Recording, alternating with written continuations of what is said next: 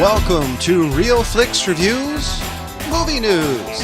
This week we have Jonathan Charney, James Stevens, and Ryan Preston. So the question of the week is, what movies would you like to see be remade? And you'll get our answers in just a bit. So we've got some movie news. The first one I'm going to give you is How to Train Your Dragon 3 premiere will be pushed to 2019. And to me, that's not a great loss. I actually liked the first and second one, but I'm not quite sure what else you could do with the series. I'm fine with it being just the first one. You didn't like it? No, I liked the first one. Did you see the second? No, I'm not wasting my time. What about you, Ryan? Have you seen I might have missed what we were talking about. Which franchise are we talking about here? Well, this is the How to Train Your Dragon. Oh, How to Train Your Dragon. I'm sorry, I did hear you. No, did like the first one quite a bit. Didn't even bother watching the second one. You should watch the second one. I mean, I did like it. I don't think it's as good, personally, but I like the series. So far, it's... Well, when it comes to sequels of stuff like those movies, you know what I mean? When they're doing like the Minions movies and stuff like that, we kind of got a little spoiled with the Pixar stuff and the Disney stuff having amazing sequels. Like Toy Story 3 was unbelievable, you know. But we can see the sequelitis, you know, spawn over to cartoons. The reason being is it's still a cash grab. You know, you have all this work that's already been done with crafting the characters, creating the layouts of some of the things, so you don't even have to change very much. It doesn't take the same amount of time to go through and whole cloth make new characters and things like that. So the return on investment is much simpler to get back, you know, and much easier for a studio to say, like, yeah, let's do Minions number 7, because we basically have 90% of it done already. Well, technically, the Minions movie was a spin-off more than that's my point, though, is, I mean, you have all these characters and all this work that's already done. You know, it's like when they made 1,000 Westerns back in the day, they used the same sets just from different angles, because why waste a good Western town? No, that's true. I mean, I did like the second one. I mean, my major problem with the second one really came that I just didn't like the story as much without spoiling it. But Blazing Saddles show you why you waste a decent Western town. Well, yeah. So, and my next piece of news is actually more of a question, and this one's actually by Variety. No. Do you agree or not agree that Johnny Depp was ranked the most overpaid actor for second straight year? I actually think he's overpaid and overrated, personally. Definitely not overrated, but overworked in one particular franchise. My problem with Johnny Depp is he plays a lot of the same... Well, thank you, Burton. Like Captain Jack Sparrow, that kind of stoner, kind of, whoa, man, and a lot of his movies. Yeah, he definitely still has the ability to branch out and do really interesting characters. He was in, I'm totally going to space on the name of the movie, but... the Whitey Bulger movie. Oh, Sweeney Todd, the last. Yeah, that one. That's and there was the one where he played a gangster. Wasn't it during Prohibition? Yeah. But he doesn't. Public Enemy. But he doesn't branch out all that. I don't remember him branching out all that much. Like, all the roles seem to be cash grabs because he acts just the same character, just different movies. They're all the same ones from Fear and Loathing Low. It's obviously, you know, Pirates of the Caribbean. We don't walk away from that kind of a paycheck. So obviously I don't begrudge anybody that. What I begrudge is the assholes who keep going to see that bullshit. But no, I mean it's he definitely found a way to make just, you know, ungodly amounts of money and sort of keep up the lifestyle to which he's become accustomed. Hey, I mean, the guy does wear that much jewelry, you know, on his own without being in movies. You know, more power to him, but I'm kind of sick. I want to see him do other things besides the same character, and I know I keep pounding on it, but after a while, there's only so many times I want to see Captain Jack Sparrow played. Or him in the most pale white, you know, clown makeup ever. Right? Are any of you interested in the new Spider-Man movie that's coming out? No. I am. I saw the trailer. It looks fantastic. So what do you think about this the first time he's used the wings? I like that a lot. Glad they're bringing it in. I'm glad this one looks so much funnier than the previous adaptations, which is what it needs to be. So out of the I feel like Spider-Man is becoming another Hulk. Oh, yeah. But That's why I'm just like, I've lost interest. Well, the difference between this one and the Hulk is there's been more movies in the franchises than there's been Hulk movies. Well, look, the first one was great. You know, the second kind of adaptation was all right. Which one? Are you talking about the one With Andrew Garfield, yeah. was it? Was it Andrew yeah, Garfield, or was- you talking about one with Tobey Maguire? Tobey Well, Maguire's the Tobey before Maguire Andrew one, the Garfield. original one was terrific. Sam Raimi kind of nailed, you know, the first one, but it was the first time that we had seen that sort of spectacle also. Oh, that's so we were a little razzle-dazzled by the razzle-dazzle. I like the first did. one, but the Green Goblin in that movie is of an You don't like abortion. Willem Dafoe? I like Willem Dafoe, but that character, the rest of the movie, give me the first half was good. The rest you can throw away. There were only parts in the first one that I actually kind of enjoyed. I did not like the fact that he didn't have web shooters. Yeah, well, that was. I mean, you know what? I'm really on the fence about that one, man. As far as like, I the web shooters that designed and versus coming out of the hands, I kind of liked it. I tried having that same mindset of being open about it. But still, how is he going to shoot it through his gloves? They never explain that. It just magically goes through it. And then one would imagine it would get gunked up like the end of your silly string. Yeah. Then the other one is, you know, the fact that there was so much that, you know, it was the fun of him forgetting to put a new cartridge in, or or getting them broken, or something like that. Right. You know, there was always some fun with that. See, but for me, that's the artistic license I didn't actually mind. Doing it. I did. I thought it was like, okay, this is at least a creative spin for it to me, versus what they did with the Green Goblin. It was just like, this is a horrible character. I don't know. I just thought. Yeah.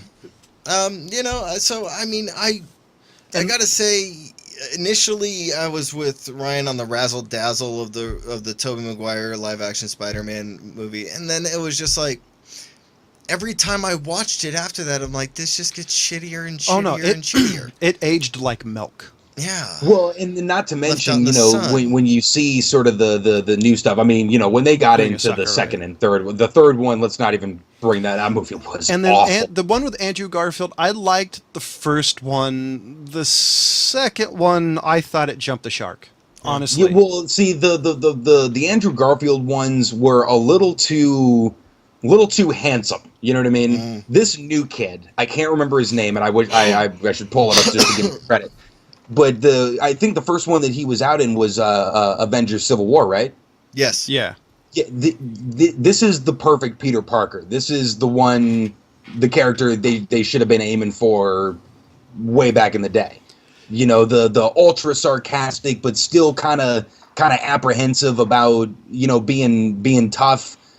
You know, and still kind of has that nerd mentality, but not in that kind of like pathetic way like Tobey Maguire did. Tobey Maguire, you kind of felt sorry for him. This guy, you kind of understand, like, oh, he's just misunderstood as the nerd, you know? I really do hope it's good. I mean, don't get me wrong, I'm really excited, but I do hope if it bombs, they just kind of let Spider-Man go for a while, because they seem to be bringing it back every 5 to 10 years, and it's like, no, let Spider-Man go for 30, 40, maybe 100 years. Because I think we've had enough bad action hero movies at this point, especially now, I mean, live it's 100 just years from now, John? Me? No, that's why I'm fine with them doing it in the next 100 years. Because I'm a little old of it, honestly. Superhero movies. And you're sure that after 100 years, Spider-Man's going to be something that people want to go see? Like I said, I'm fine with that. Okay. You know, I do. And you really think after 100 years that Hollywood's still going to be around making films? Yes, actually. Okay. Because people. And you really think? Come on, James. You know, old white dudes know how to keep their money. Oh yeah, those Jews are pretty good. I mean, at this point, I'm just tired of superhero movies, which isn't something I would have said as a kid, but that's pretty much all you get. Superman and Transformers and Ninja Turtles. I'm just a little tired of it. Well, you just Don't named forget all the Power Michael Rangers. Bay bullshit. I mean, Yeah. come on now. I- there's Like there's a world outside of what Michael Bay's doing to soil the good He name of sleeps with superheroes. tweens. I mean, don't get me wrong. The one thing I loved about the Marvel movies was the fact there was an overarching storyline. They were all interconnected, and there was a goal. And their goal was to milk it dry because they're doing that. Well, I mean, but they're You don't have to going. make They this keep dirty. ramping it up to such a. I mean, we're gonna see Infinity Wars. See, I'm excited. I'm kind of excited about that, and I don't know. Who isn't? I'm excited, but the problem is, what is their goal afterwards? Is that going to be? Are they going to let Sleeping Dogs lie for a while, or are they going to go boom right into the next one? Well, I think that's why they're starting to filter in sort of the expanded universe. A little bit. They're gonna get a little bit out there, and then kind of probably reel it back into some of the bigger ones a few years later. And there's probably going to be some ebb and flow to this, but it's definitely not going away.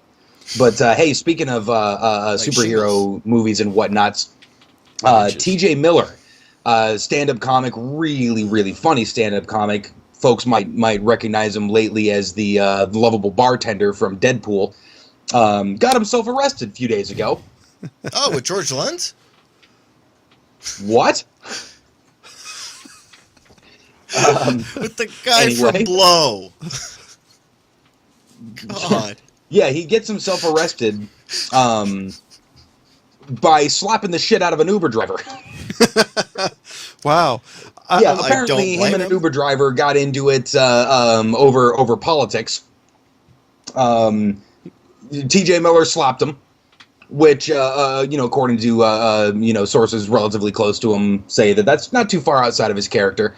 And I have to be honest. I yeah, forgot- walked away or whatever. The guy, bitched out, called the cops. What are you gonna do? I have to be honest. and- If I get slapped by that guy, I'd be on TMZ. I'd be milking it for all it's worth, for whatever money I could get out of the fact I'm using my personal And card. that was pretty much this guy's particular feeling about it. Also, immediately, called the authorities. TMZ, I think, broke the story and went to his house and arrested him and whatnot. He's out on bail, and the funny thing is, though, this is going to do nothing but good things for his career. Yeah. And, Kind until of he known sla- for being a hothead, but also his job is not dependent on a clean record. this is Pretty much, yeah. This is true. This is going to make probably a really funny story on stage at a comedy club. Yeah. That's hilarious. So, how many of you guys watched Princess Mononoke? Yeah. It's set for its 20th anniversary, and they're going to re-release it for a few days in the United States. In the My gosh, theaters. 20 years. Wow. And I really love that movie. I couldn't find the actual theaters. It didn't have a whole lot of time to actually look at particular where it was, but I would buy tickets now. I Yeah. really do like that. I love the whole studio that did that. All right. So we're going to switch over to our question, which was, what movie would you like to see be remade? And mine is a little bit of an easy one because it's the only one I could think of. I want to see a modern remake of The Three Musketeers that actually matches the book. There's some stuff in the book that you never see in any movie, at least none of the ones I've seen. Okay. So I think that would be pretty fun. All right.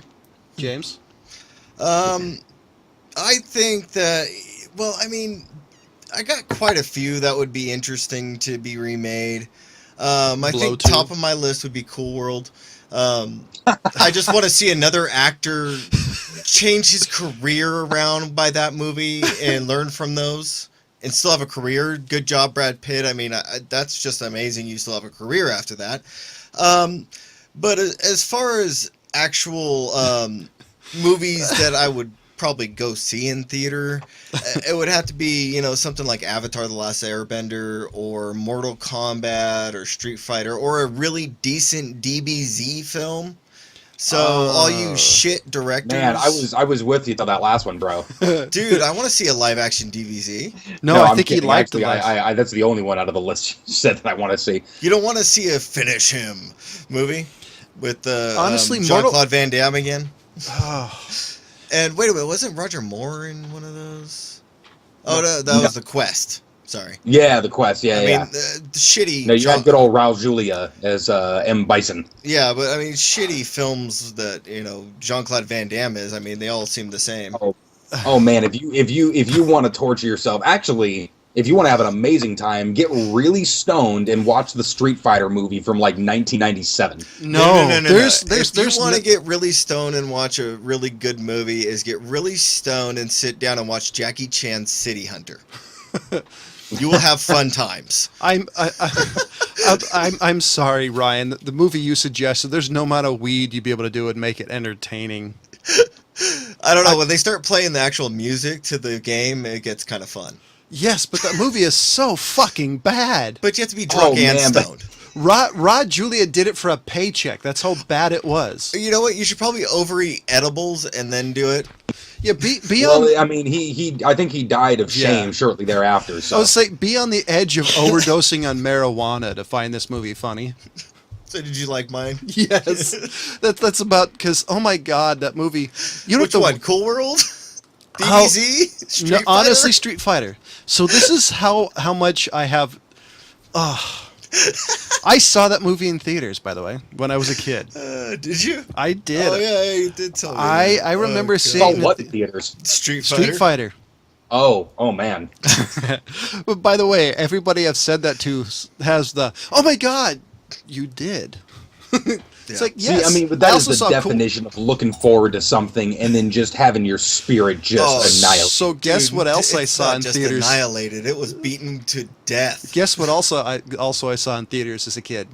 Cool World. Yep, I saw that in theaters. I think Man, I saw that explains so much of who you are.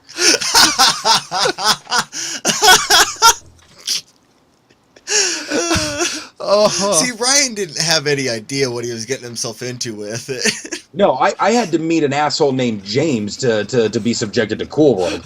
So the question, has your poor saintly girlfriend seen Cool World? If she hasn't, I'm not gonna. Have you seen Cool World? Apparently she has, and apparently she was in a fugue state, so she doesn't remember it. By the way, good for her. By the way, I love the oh yeah. It's that sound of oh my god. It's like when you first see Howard the Duck and you finally figure out what that's about. But seriously, think about that. I mean, that was young Brad Pitt. That was 92 he did that. Mm-hmm.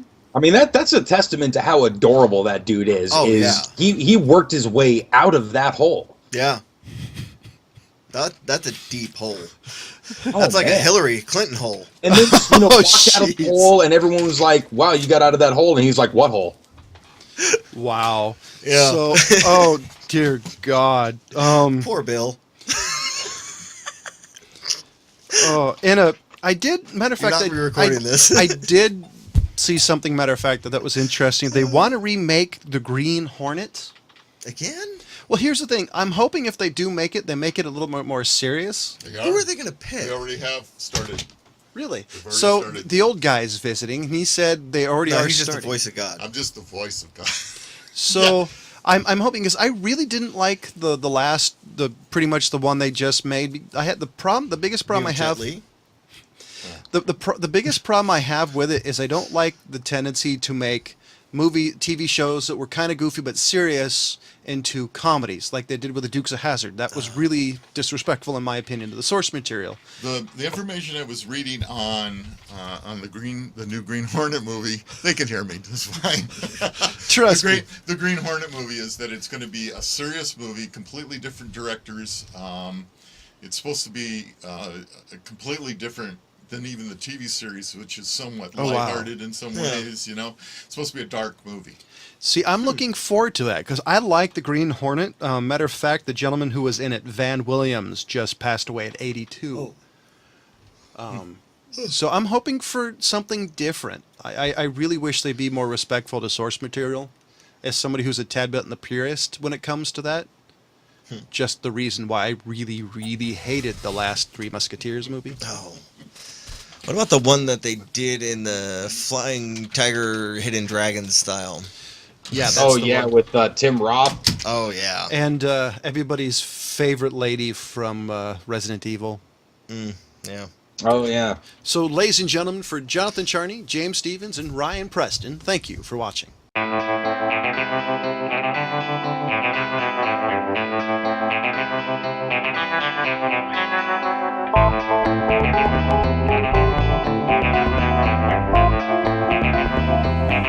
Thank you.